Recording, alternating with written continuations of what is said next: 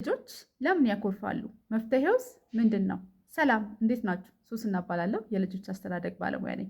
ዛሬ ይዤላችሁ የመጣሁት ሀሳብ እንግዲህ ብዙ ወላጆች የሚቸገሩበት የልጆች ኩርፊያ ነው።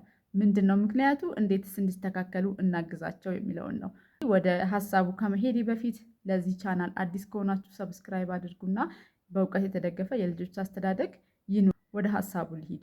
አንደኛ የማሸነፍና የበላይ የመሆን ፍላጎታቸው በጣም ከፍተኛ ነው። ልጆች ነገሮችን አናላይዝ ማድረግ እስከሚችሉበት እድሜ ላይ ድረስ በጣም ሰልፊሽ ናቸው፣ ራስ ወዳድ ናቸው። ለምን ተነካው፣ ለምን እኔ ያልኩት አልሆነም የሚል ስሜት ስላላቸው ነው።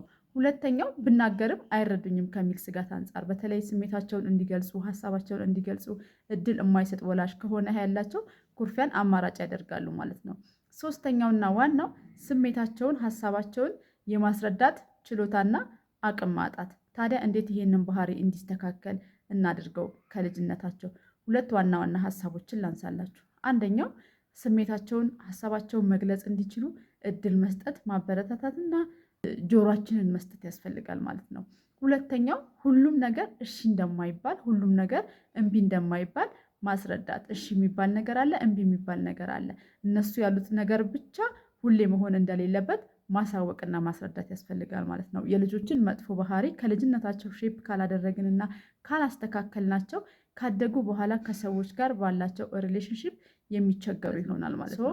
ይህንን የኩርፊያ ባህሪያቸውን ከልጅነታቸው ጀምረን ትኩረት ሰጥተን ማስተካከል ያስፈልጋል ማለት ነው። በቀጣይ በሌላ ልጆችን በሚመለከቱ ሀሳቦች እንገናኛለን። ይህንን ቻናል ሰብስክራይብ አድርጉ፣ ቤተሰብ እንሁን። ስላዳመጣችሁኝ አመሰግናለሁ። ቻው